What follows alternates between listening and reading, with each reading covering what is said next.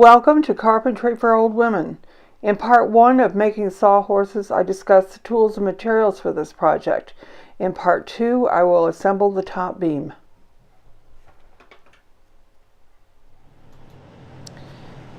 We have 3.5 inches here. We have 1.5 inches here. To get it right down the middle, we need to know where 1 inch on this side is, and then it wouldn't hurt to know where 1 inch on that side is. I'm going to use my handy dandy, love this speed square. I'm going to find 1 inch. There are little teeth here. I park, I hold this hard against here, and I use my pencil, push it down hard, pull it down the length of the board, and I have a perfect inch now that I can line this up to.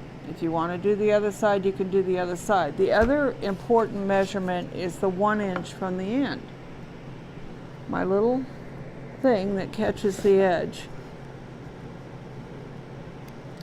is 1 inch on each end. So again, I get to use the 1 inch, move it across here, and that's how far my board needs to be from the end. You get one end straight. I'm going to go ahead and mark the other end though, just because I don't trust anything. It really matters that this be straight.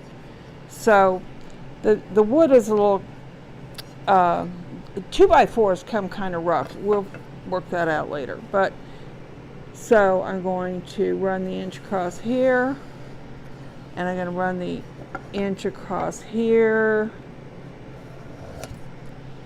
Now I want to remind you, this is not a how-to video. This is a showing you, yes you can, this isn't that hard. Go online and watch things about the speed square and learn about it that way. As I said, there's so many things I don't know about it, but boy, the things I do know about it really come in handy. All right, what I'm going to do now is put glue. I already have the end cut off of this, and I'm going to run glue, not a whole lot. And you notice I have old grocery paper bag here just to keep it off me, primarily me.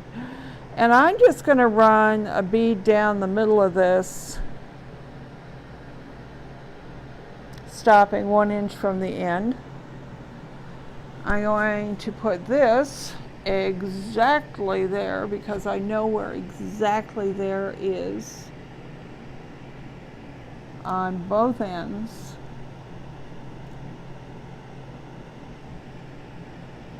You have a little bit of time to scooch this around, but not a whole lot. But then we picked this on purpose because we didn't want to wait a long time.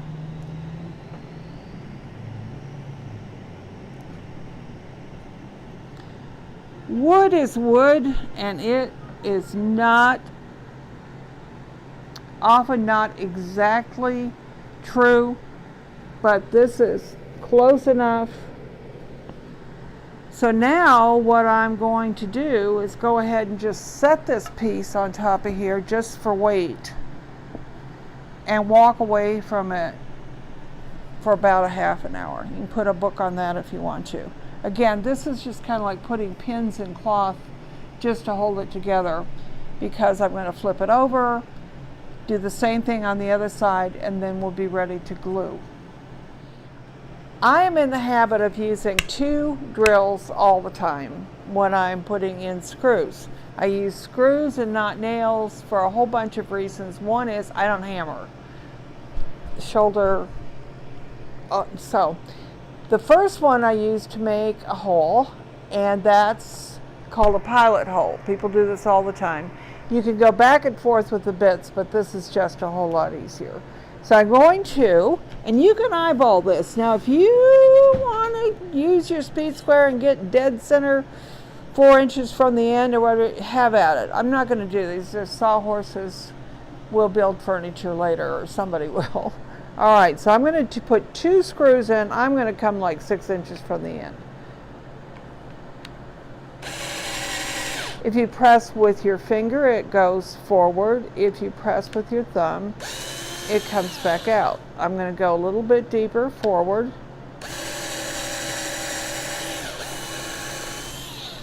Put that. The guys that watch this with you will say that I don't know what I'm talking about, and that may be true, but you know what? I know enough.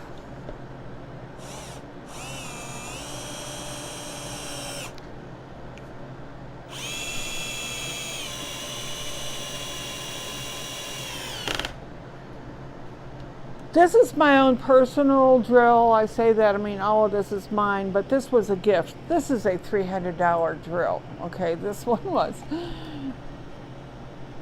$25. Now I'm going to show you a perfectly good drill, though. In fact, I just gave a set like this to one of my kids, and I'll show you what's good about that.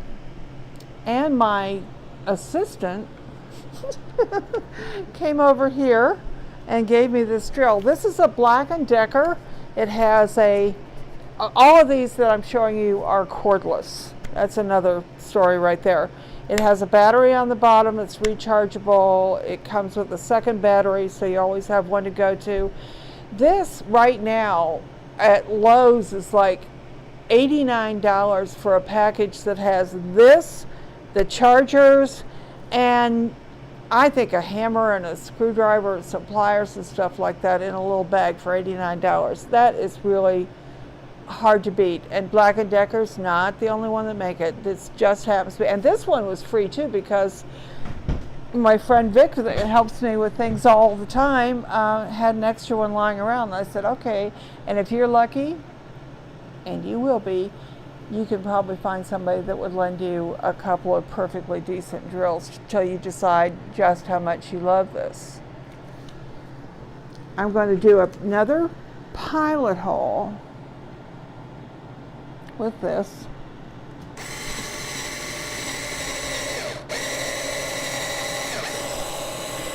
If the cat doesn't like that, she can get off the table, but apparently it wasn't that big a deal. I'm going to take the bit from this, but this is just magnetically in this end. And so I can just slide it back in here. Every screw type has a different drill bit, so that's why I've chosen the kind I like and I'm sticking to it. They come in different sizes, short, thick. All right, here's the other drill. It's the Black & Decker. Oops, wrong way. Needed to be like this. And here's the thing. These screws have just enough room that's smooth at the top that you can hold it with your finger and not get hurt by it. See, both of those did pretty nice job. And I probably could have done the same thing. In fact, I'm sure I could have with just this one. Up to you. Listen, one thing about tools, buy the best tool you can afford. And you go online and you'll hear the guys say that over and over. You get what you pay for with tools. This one is a lot lighter than this one. If you're only doing 16 screws in the course of a day, it doesn't matter. But if you think you're going to like this and you have enough money, then buy the $300 one that is lighter. It's easier to change the batteries. It's up to you. Do your homework. You know, this is what we have YouTube videos for. Now, this, remember, was glued. I am very gently going to flip it over. It's been a while, but me being me, I'm impatient and I pushed it a little bit. There, that worked. So I'm going to do the same thing again.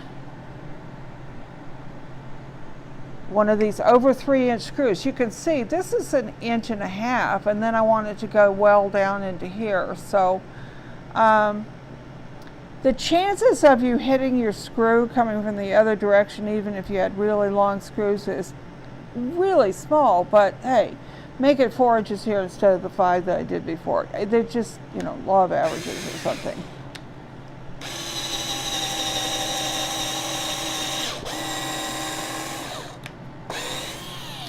If you have an ancient drill like I began with that didn't have reverse, you can just pull it out even though it's going the other direction. I'm letting the weight of the screwdriver push this down. Don't be going around forcing things so you just wear out your hands and your shoulders for no good. Let the tool do the work.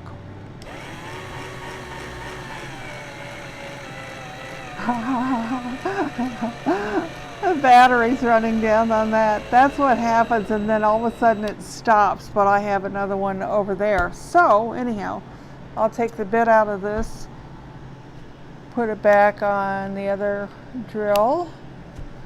I will do a pilot hole. I did put a line down. No, I won't. With this one, I'll do a pilot hole, right? So it goes straight down in the middle. You can be a little random about this unless you just love being precise. One thing I like about carpentry is a combination of do it exactly right, like the length of cutting these boards, and you know, 1/2 inch doesn't make that much difference, so you can relax a little bit. One thing you can do if you have to work one-handed, because say this is vertical instead of like this, is just go ahead and turn this in just the least little bit, and that way you can just do this with one hand.